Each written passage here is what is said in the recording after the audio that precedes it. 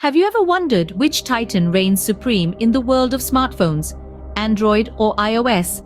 Today we will delve into this topic, comparing and contrasting these two operating systems that have been silently battling it out for dominance over the past 8 years.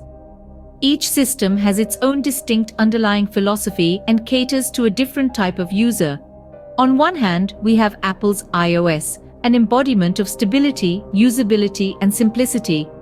On the other hand, we have Google's Android, a champion of freedom of choice and customization. The smartphone, without a doubt, is the most personal device to a vast number of individuals. This is why we are dedicating this two-part series to Android versus iOS.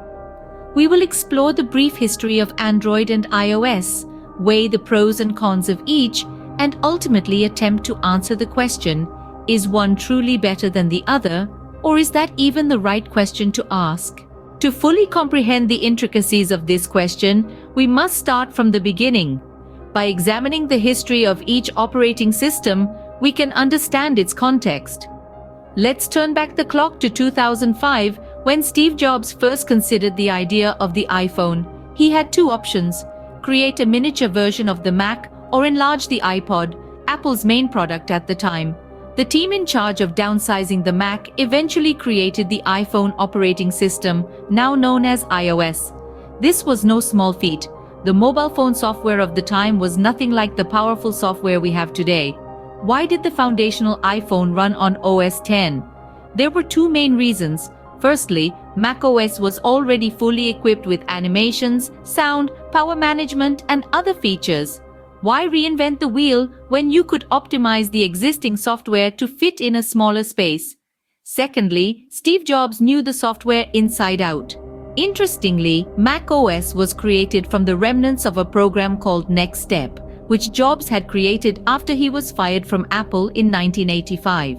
When Apple bought Next Step in 1997, Jobs returned as CEO and Next Step eventually became macOS and later iOS. In contrast, Android was founded by Andy Rubin, Rich Miner, Nick Sears, and Chris White in October 2003. Initially, it was intended to be a digital camera operating system. But as we know, it has since evolved into something far greater. In conclusion, both Android and iOS have their strengths and weaknesses. iOS, with its stability and simplicity, appeals to users who value a streamlined, user-friendly experience. Android, with its freedom of choice and customization, attracts users who want to tailor their devices to their specific needs.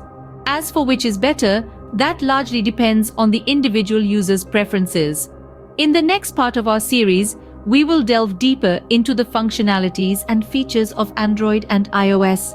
Stay tuned for that. For now, remember, the best system is the one that works best for you. Our video is over, like not saying goodbye to you until our next videos, and subscribe to Tekinku by pressing. Come on, it will be motivating to us. Thank you for clicking on Internet News Channel with you.